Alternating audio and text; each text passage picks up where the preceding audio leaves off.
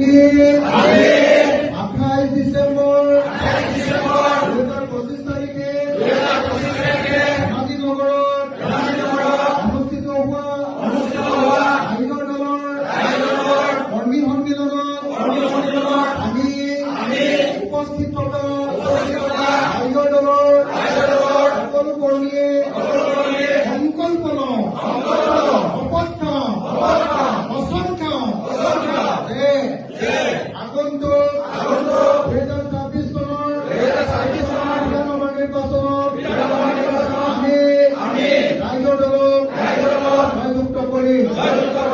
ধেমাজিয়ে সকলো ৰাইজৰ দলৰ কৰ্মীয়ে দলৰ প্ৰাৰ্থীয়ে জয়ী কৰাবৰ কাৰণে সকলো শক্তি প্ৰয়োগ কৰি কামত লাগি যাব। কোনেও দলত এনে বহি নাথাকিব, কোনেও দলৰ বদনাম নকৰিব, কোনেও বিসম্বাদ নকৰিব।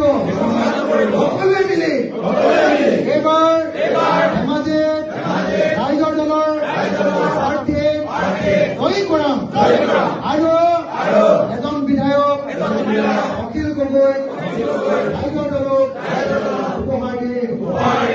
জয় অসম, জয় অসম, আঞ্চলিকতাবাদ জিন্দাবাদ, আঞ্চলিকতাবাদ জিন্দাবাদ, আঞ্চলিকতাবাদ জিন্দাবাদ, অসমীয়া জাতীয়তাবাদ জিন্দাবাদ, জাতীয়তাবাদ জিন্দাবাদ, জাতীয়তাবাদ জিন্দাবাদ, ৰাইজৰ দল জিন্দাবাদ, ৰাইজৰ দল জিন্দাবাদ, ৰাইজৰ দল জিন্দাবাদ। তেতিয়াহ'লে আজিৰ পৰা আপোনালোক অকল